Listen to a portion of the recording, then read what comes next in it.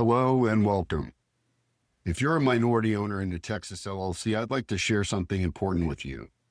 Let's talk about anti-dilution rights, something that could make a huge difference in protecting your ownership stake. Whether you're already invested in an LLC or you're just thinking about it, understanding these rights is absolutely crucial. You might be familiar with preemptive rights, where you get first crack at buying new interests to maintain your ownership percentage. But anti-dilution rights are a bit different. Think of them as your automatic safety net.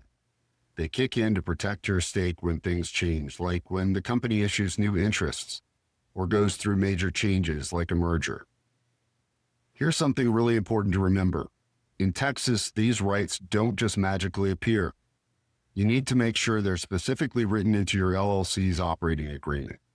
The agreement needs to clearly lay out when these rights kick in, how any adjustments will work, and whether you'll stay in the loop about changes. Dilution can happen in a few ways.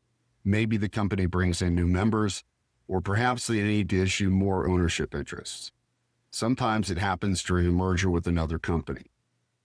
To handle these situations, you've got a couple of options. You can either adjust based on the price of new interests, or work out broader changes to keep everyone's ownership properly balanced.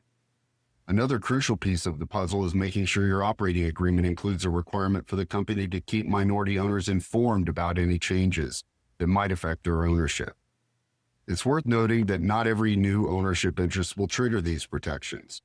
For instance, things like employee equity plans, business acquisitions, or converting debt to equity are typically exceptions. Just make sure your operating agreement spells out these exceptions clearly. It'll save you headaches down the road. Bottom line, getting these anti-dilution rights properly set up into your LLC's operating agreement isn't just important, it's essential for protecting minority owners. Thanks for listening.